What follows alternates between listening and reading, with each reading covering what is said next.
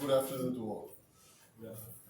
Our quest for accountability and transparency in the delivery of law enforcement services continues. It is not one of those calls that you want to get ever in your career. However, last night I received a call around somewhere around 9:15 of an incident that had occurred around the Banda gas station of an officer-involved shooting. This incident involved an officer who has been identified as Inspector David S. Fayad, and the victim is Mr. Mohammed Manuba. At about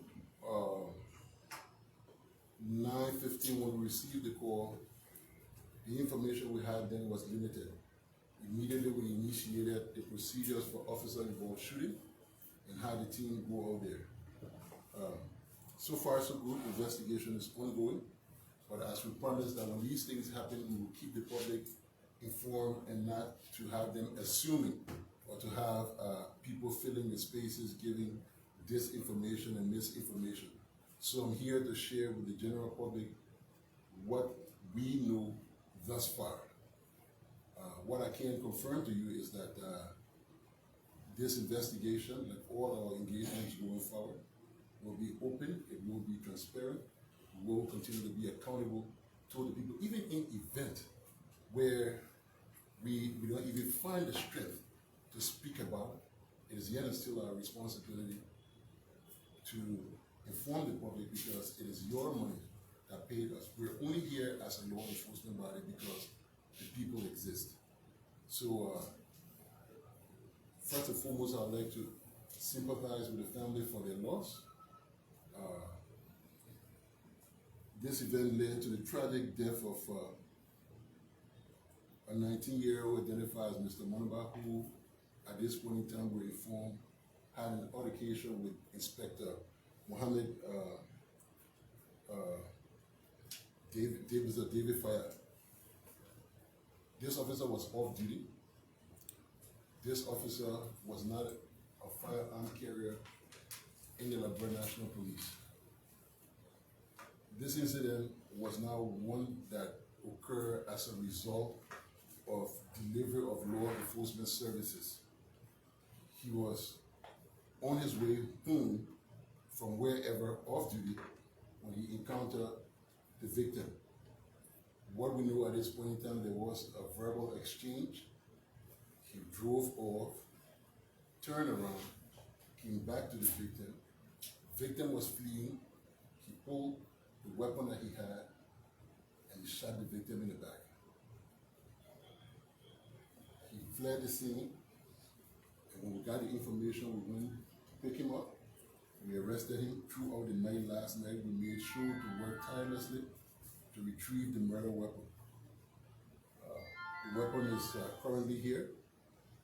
It is not a government registered weapon. It is an illegal weapon that have initiated a whole different investigation as to how that particular weapon entered this country. There's a lot of illegal weapons passing around that entered the country over the last years, and it is our duty to ensure that we try to retrieve them from the streets. There's different measures being put in place for people to bring them forward, but until that can happen, we will be aggressively pursuing people who are carrying these illegal weapons, including officers. Today, our intervention, we instructed the Professional Standard Division to start to engage all police officers around the country, start to talk to their fellow officers who deserve it, to say something about those who receive the illegal weapons. And that goes to every other agency in this country with security personnel who carry weapons that are not registered to the government. This incident is quite regrettable. The officer is in custody. He joined the police in 2010. He came in under class 35. We've just concluded the coroner's inquest establishing the cause of death, which is being clearly indicated as bullet wound as the cause of injury from bullet wound as the cause for death. We will continue the investigation. We will be very thorough in it. We will dig into all of the activities of this officer to understand his intent, because this is not the mission and the vision of the Liberia National Police. We are here to uphold professional standards. We're here to ensure that the safety and security of the state remains impeccable. The thing is, while we are peddling, there are others who are digging holes in the boat. And you cannot control each and every action. What we're responsible for and what I'll ask you all to hold me accountable for is when these things happen, how we deal with it. The officer is now in custody. Investigation is ongoing, and we will continue to inform the public as we get more information. But for now, this is how much we have, and this is how much we can share, so as to not compromise the investigation. The release is ready. The family have not. The family had indicated last night through a phone call, because when this happened up to 3-4 o'clock last night, I was on the phone with religious leaders, community leaders, members of the family, trying to coordinate to prevent any form of violence and just to sympathize and empathize the action. And I think the family have been quite understanding. Whatever outrage that we see is 100% quite understandable for this kind of laws that was quite unexpected. Our prayers are with the family, and our commitment to ensuring that the rule of law prevails remains intact. That being said, I would like to speak on another development that has to do with a series of planned protests for next week. It's the rights of citizens to peacefully protest, to express their grievances and their issues of concerns, which there most times are. And it's our responsibility as law enforcement body to provide them the needed protection. And we are committed to doing that. We would like to acknowledge the public that these people have the rights to protest, so we will ask that we all understand that, and also like to inform them that those who are not part of the protest have the rights that we have to protect as well. So my advice to those who are planning the protest would be to at least respect public spaces and try to avoid the obstruction of the movement of other people from their daily activities. I would also like to admonish the public that we have been reliably informed that amongst some of those who have planned to peacefully protest are people with nefarious intent to destabilize the peace. And we have sufficient information about the possibilities of them having lethal weapons. So we are warning the public to please try to avoid these gatherings. When you see them, the police will provide the needed protection. As I speak to you, there's an ongoing review of use of force policy as to how we can properly manage the situation if it escalates beyond being peaceful. We want to reassure the nation that at the Liberia National Police, we are ready to provide the needed protection for the protesters and those whose rights could be interfered with during any form of protest. But we are calling on the organizers to understand the what is at stake here. A breach of the peace will not be tolerated. And we will do everything we can within the confines of the law, upholding our use of force policy to ensure that the peace is protected. This peace was earned with the sweat and blood of many men and women, and will be preserved to ensure economic development and prosperity of this nation. with the issue of these illegal weapons, here it is. One illegal weapon has taken the life of another child. A lot of other illegal weapons could ultimately show up in a protest. We're going to launch a serious operation to try to retrieve some of these illegal weapons from the street, just as to provide increased safety and security for our people. Please, those who are protesting, it's your right to protest. Please remember that you've been informed that there's a possibility of people having lethal weapons in some of those crowds that you could be a part of. So please take note and govern yourselves. Thank you. With that being said, we'll take a couple of questions, and what you do at this time, you raise your hand and you'll be recognized. All right, Honorable IG, my name is Kopo Sangai and I report for Truth FM. Honorable IG, are you troubled by all of these events since taking over, citing the King George issue, the rehab, and this one? Are you troubled, and what does it mean for the police and you as the IG, and what are measures being put in place to curtail all of that? I am as a citizen of the Republic of Liberia, I'm deeply troubled by all of these different occurrences. As the Inspector General of Police, I have the responsibility to look into these things to get a detailed understanding to prevent future reoccurrences. And when I say that I'm troubled, is the one specifically the King George incident. Before coming back, my work in the non-governmental space was in these very communities, looking at alternative sustainable livelihood for these people and looking at ways to avoid violence in those communities. And then I run into this first incident, which is still being investigated at another level. I'm looking at what, the police initial investigation here. Then all of these occurrences back and forth, it leads me to want to think what's going on. Are some of these things intentional? I mean, are officers just losing muscle memory? So there are multiple questions in my head as a citizen of the Republic and as Inspector General of the Liberia National Police. But trust me, there's detailed investigation ongoing to delve into some of these issues to actually understand. I mean, could there be people who are just intentionally drilling holes in the boat as we are going to go forward to improve security? There could be.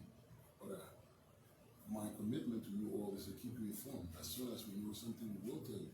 But I'm deeply troubled at heart. I'm troubled about the peace and security of this nation. I'm troubled about the advancement of the livelihood of our people.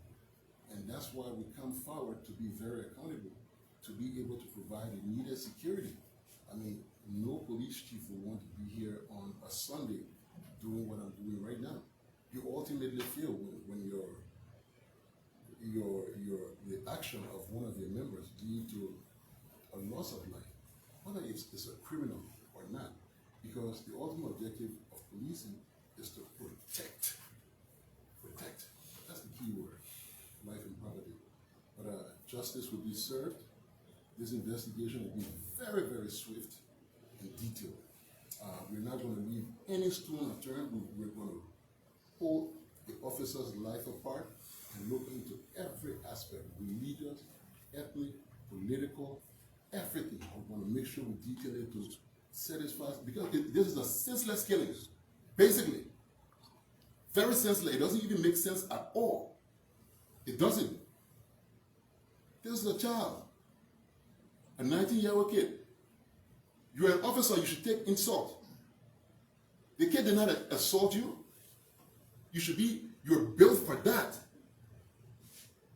You're expected to maintain courageous calm, even in the face of danger, scorn, and ridicule. So yes, I am troubled. That could have been my child. It could have been my relative. He is a Liberian who I'm duty-bound, I'm sworn to protect. So yes, I'm troubled. Thank you. My name is Winston Blading. First, let me commend you on your watch. You are one of the commanders who share the deeds of police officers all the time.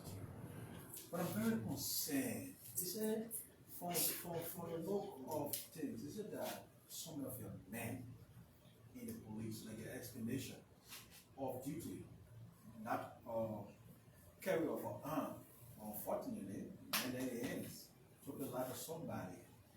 This is not the first time on your watch that innocent Liberians have been killed. I know it's not something that you expected to, see happening on your watch. It's that the laws on the book are not strong enough to punish officers of the Liberia National Police who will do this or what. Because who knows? Next group could be of another. Of recent, you were just kneeling down, begging the family. Here we are today. Yeah. Is it that the law is not strong enough for punishment? No, I believe the laws are strong enough.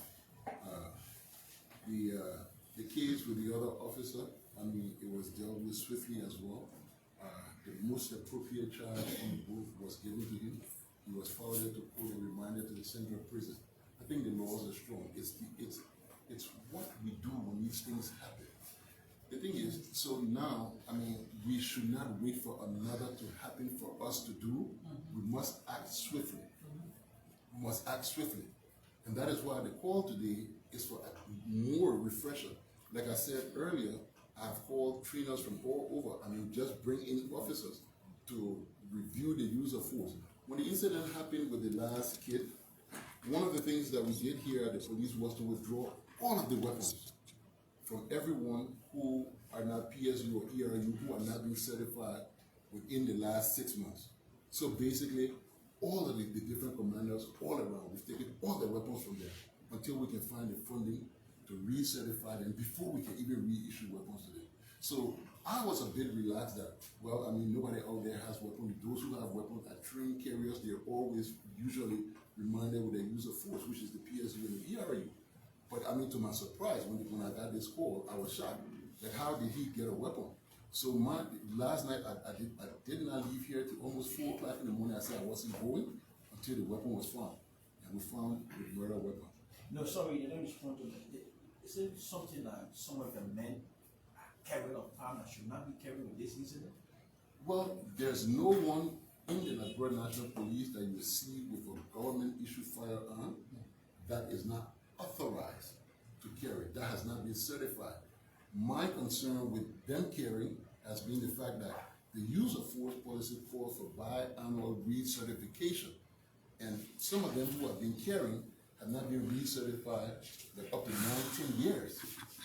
But they have been carrying weapons. So I withdrew all of the weapons from these people for a recertification before they can be reissued. Prince from Prime. So, Honorable Archie, my name is Prince Mobile, and I report for Prime and Focus on Liberia TV. So, you said the weapon used in this incident is not a government-assigned weapon; it's illegal weapon. So that draws my attention to, prior to your comment here as Police Inspector General, several weapons were seized by the government or was arrested by the government. Since you are in this seat now, what can you say? I mean, what have you found out that what actually happened to those weapons? So this report has been released. I can have you all pick up copies from the Press and Public Affairs. That case has been concluded and it has been sent to court. The findings are very clear. Notwithstanding, it was just fortunate that this cache was arrested. They were able to discover this cache arm. What happened to all the other ones? It is a clear indication that there's so much more that one of those very illegal weapons have led to the death of this young man.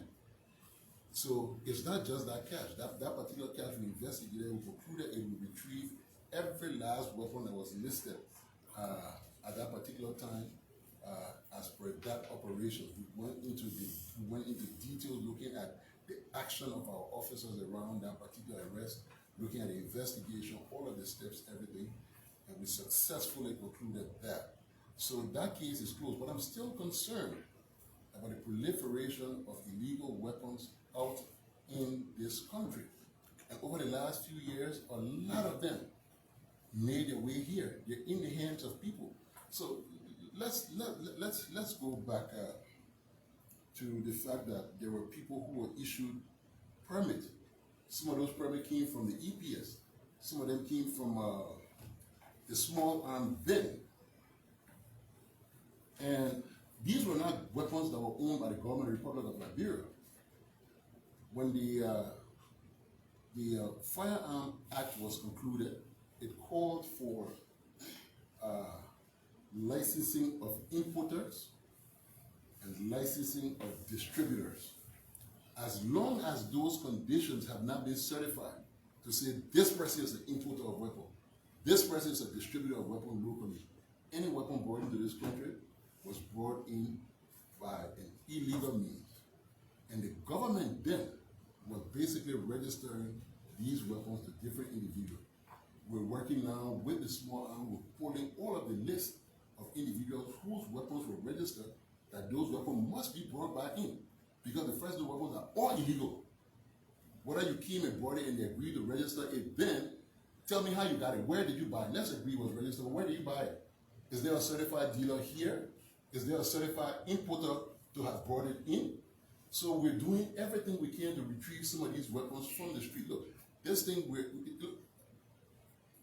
we're at a bad place. Trying to get things back on course is going to take a lot. I'm sorry that I gotta be standing here to break the ice in such a manner. But things were complicated. They are complicated. The security structures and constructs that they basically have to be rebuilt. Basically rebuilt.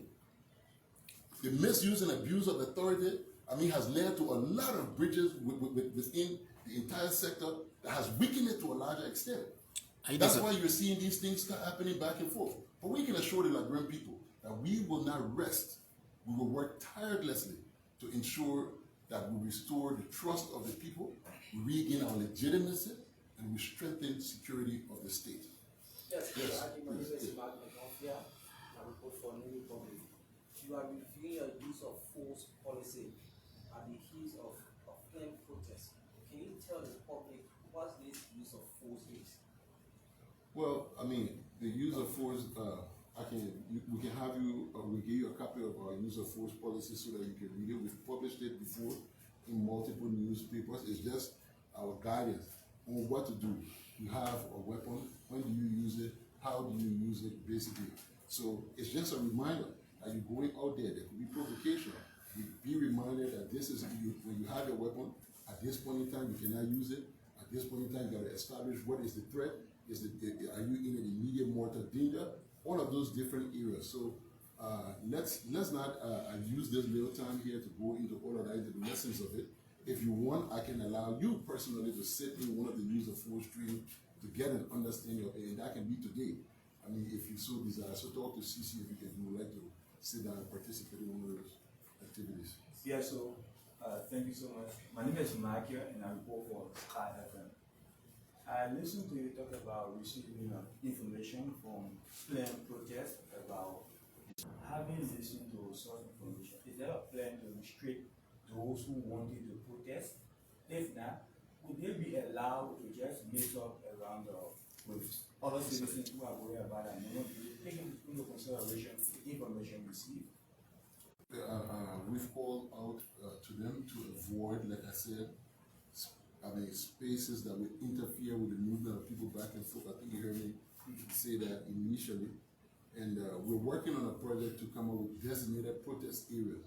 So as part of our promotion for freedom of speech and expression and to strengthen our democracy in Liberia, we're looking at areas where the government will provide all of the basic necessities for a protest. Restroom, loudspeaker, a safe space where people can be heard and seen, for them to have as designated protest zone. We don't have many roads in this country.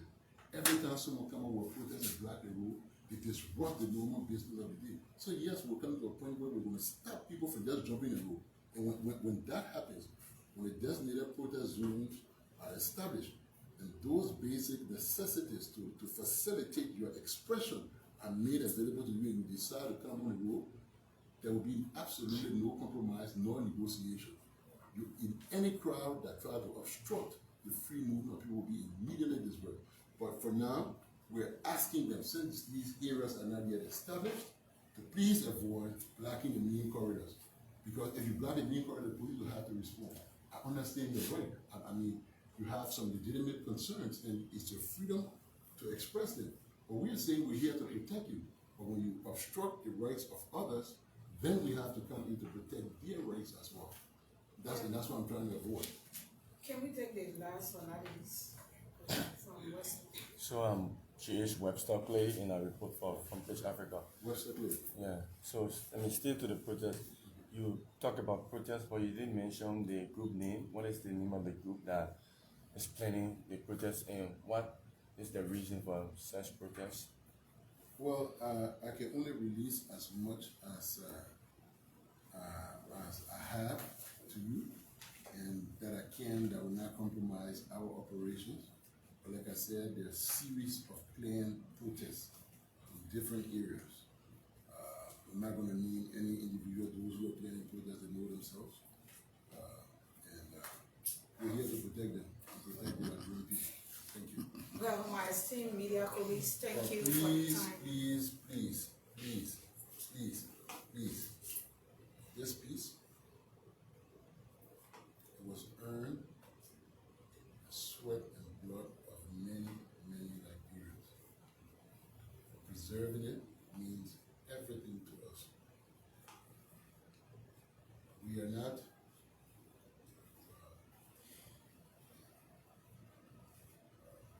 going to allow it to be disrupted in any way, shape, or form. It will be preserved.